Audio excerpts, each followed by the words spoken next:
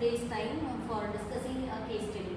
Okay, so because we are very aware that what are disaster, what could be the disaster's risk, and how we can reduce the risk also. Recently also we had a discussion on disaster risk reduction also. Yes, so I have given you a problem statement to do that. Is there any progress? Yes. Okay, so you are doing it. So I hope that by doing our next class, I hope the solution we will get. Okay. So today let us have a case study discussion. Okay, because we have already seen what are disasters, how could the disaster behave. So now we can see how the disaster could be assessed. So every disaster will cause certain damages, right? If the magnitude of the earthquake is less also, when there are too many number of living beings, obviously the damage caused to the living being is very high. So what matters is the damage that is going to be happened. So here we will take up certain scenarios and discuss on case studies how we can access the disaster damage assessment. Can you all do that? Yes, over to you. So first one is a notable example of disaster damage assessment is cyclone. So first one is a notable example of disaster damage assessment is cyclone Amphan in India and Bangladesh. It happened in May 2020. This super cyclone caused massive destruction along the Bay of Bengal, affecting millions.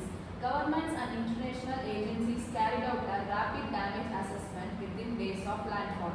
They used satellite imagery, drones and GIS mapping to estimate losses in housing, agriculture, forest and power infrastructure. Teams conducted on-ground surveys to validate data, especially in remote villages of West Bengal and coastal Bangladesh.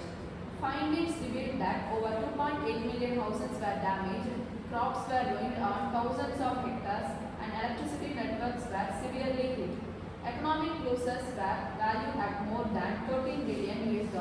The assessment enabled quick relief planning and helped prioritize rebuilding embankments, homes and livelihoods, showing how modern technology and local coordination improve post-disaster response. Yes. So here she has quoted cyclone that has affected at the Bay of Bengal along with Bangladesh area and ourselves. So what they have done is they have used the recent technologies as we have discussed before, like GIS monitoring, drones and everything, and they have come to a solution that these are the damages that has occurred. Okay, so this is a very good example how we can access it. Okay, is there anything else? Let me explain 2015 Nepal earthquake. 7.8 magnitude earthquake struck in Nepal on 25th April. So around 9,000 people lost their lives and more than 22,000 were injured. Over 6 lakh houses were destroyed and many cultural sleep collapsed. The total economic losses was estimated at nearly $10 billion, which is about half of Nepal GDP. So I am going to talk about the disaster damage assessment. The assessment is very important because it helps government and organizations plan relief, recovery and future preventive measures. Thank you. Okay, so he has discussed on Nepal earthquake. So what they have done is they have collected the data because they haven't used the recent technologies like GIS monitoring. The damage assessment took up a very bigger while. So that's what he has explained here.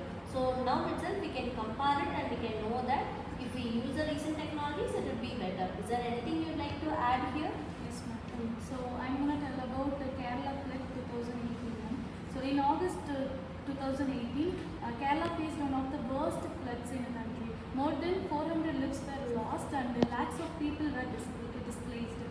Assessing the scale of damage was a major challenge for the government and the relief agencies. Here, GIS and information technology played a key role. Satellite images from ISRO were used to identify submerged areas and map of the extent of flooding. So mobile applications and social media reports were integrated into IT platforms to mark stranded people and prioritize the rescue operations.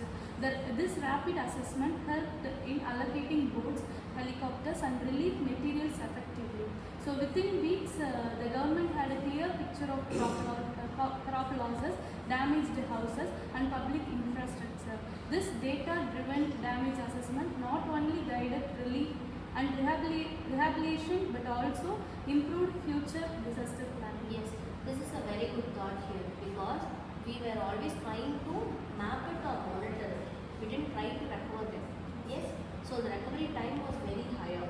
So what they have done there is they have started to identify wherever they are by using mobile platforms. So everyone is going to have 3 mobiles. So obviously they can point out them, mark them, and they can collect the data that are necessary. So that is why the recovery time that has happened to respond to the disaster was very less when compared to that of the other disasters. Okay. So anything else? I mean, 2015, in November-December 2015, continuously heavy rainfall first served flooding in Chennai and adjoining districts. Impact is over 400 lives lost, nearly 20 lakh people displaced, damage estimated at 50,000 crore, infrastructure, houses, agricultural lands and industries also. Damage assessments, rapid assessment was done using satellite images, ISRO and NRSC. GIS and remote sensing used to map in inundated areas. Ground surveys by district officials verified losses in house, crops and livestock. Insurance claims and government relief distribution were based on this data. This outcome is helped out our government prioritize rescue and relief operations, provide baseline for rehabilitation packages and for future urban flood management plans. Yes. So here he has quoted the recent flood that has occurred at Chennai. So the main drawback over there is no enough good space. That is, most of the spaces that has occupied by us has been under river areas. Yes. So obviously the pathway for the water to go out has been blocked away, and also all the water has stopped over there itself. So what happened there in the sense, most of the NGOs has been tied up with our SDMA. SDMA is nothing but what is it? It is what it is? State Development Disaster Management Authority. Okay. So SDMA has been headed by our Chief Minister. Obviously, you guys can see wherever there is going to be disaster, Chief Minister will go there and verify the scenarios. So here they have taken up charge in order to reduce the blockages. So obviously after that disaster which he has mentioned, recently also they have been suffered, but not as before, because they have taken up measures to avoid them. So this is learning that has come from our suffering. So that's it. So obviously this is how we have to plan ourselves, right? Is there anything else or any case studies? In 2011, Japan an earthquake and subsequent tsunami has been happened. There are many losses in loss of life. Disaster can result in significant losses in human life. Disaster can cause destroy the buildings, roads, bridges, and other critical infrastructures. Disaster. Okay. Thank you. Thank you, ma'am.